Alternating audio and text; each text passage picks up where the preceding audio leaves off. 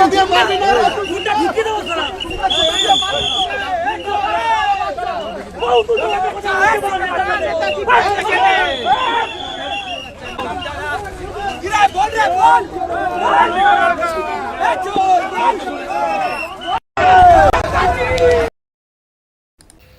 বন্ধুরা, আপনার ভিডিও দেখলেন, এটা গতকালকের ভিডিও। এবং রাজ চক্রবর্তী ব্যারাকপুরের প্রাক্তন বিধায়ক এবং 2026-ও ইনি এই ব্যারাকপুরে দাঁড়িয়েছিলেন। এবং হারার খবর পাওয়া মাত্রই আপনারা দেখলেন যে চোর চোর বলে স্লোগান, সাধারণ জনগণ চোর চোর বলে স্লোগান দিচ্ছেন এই ব্যারাকপুরের প্রার্থী রাজ চক্রবর্তী। এবং আমরা অনেক সময় শুনেছিলাম এই রাজ চক্রবর্তীর অনেক দাবাঙ্গিরি কথাবার্তা। আপনারা ভাবুন, এই টলিউড ফিল্ম ইন্ডাস্ট্রিটাকে এরা কিভাবে ক্যাপচার করে রেখেছে। ব্যারাকপুরে জানি না কি উন্নয়ন করেছে, কতটা উন্নয়ন করেছে, যার জন্য এনাকে পরাজিত হতে হলো এই ব্যারাকপুরে। আর যার জন্যই ব্যারাকপুর থেকে যখন যাচ্ছেন তখন এনাকে চোর চোর স্লোগান, শুধু চোর চোর স্লোগান দিয়ে জনতা থামেননি। সাধারণ জনগণ তারা কাদো ছড়িয়ে দিয়েছেন, কাদা।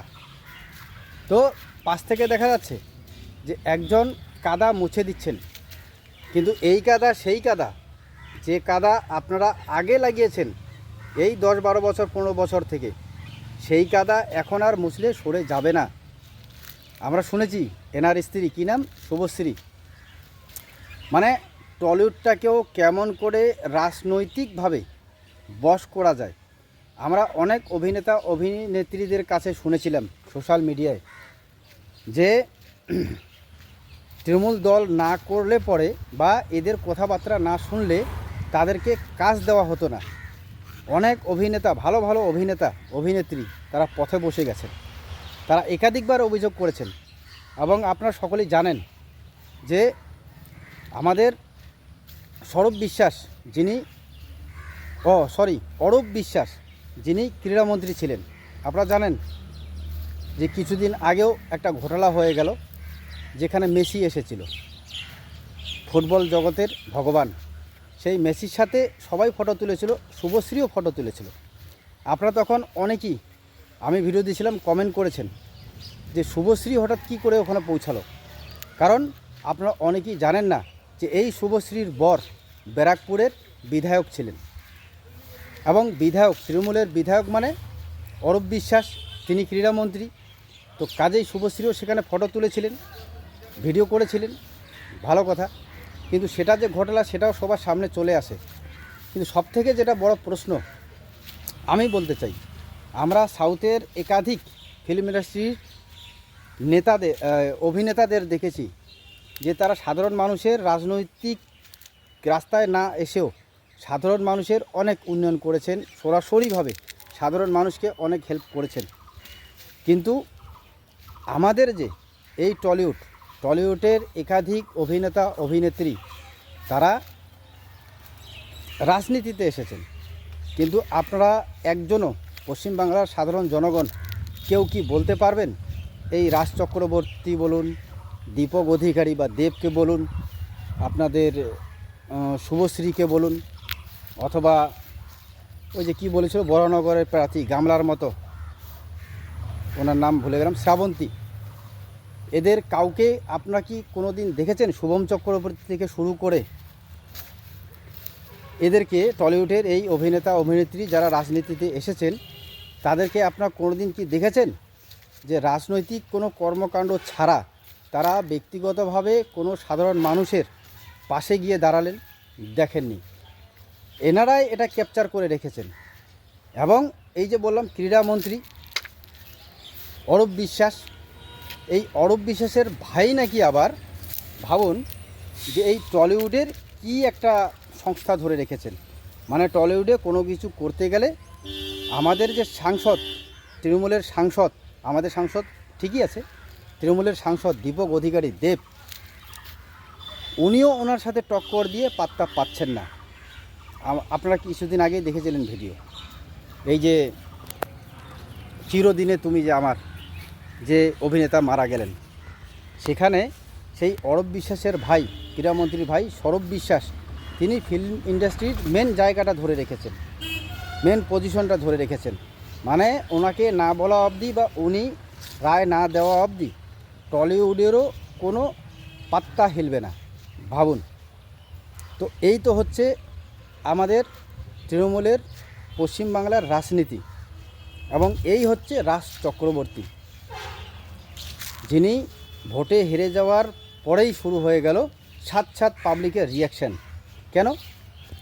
যদি এরা সাধারণ জনগণের প্রকৃতভাবে উন্নয়ন করত বা সাধারণ মানুষের পাশে দাঁড়াতো, তাহলে যতই রাজনৈতিক ব্যাপারে এরা হেরে যাক, সাধারণ মানুষ চোর চোর কি বলতো, অথবা চোর চোরও নয় বলতো, কাদা ছুঁড়ে কেউ কি মারতো?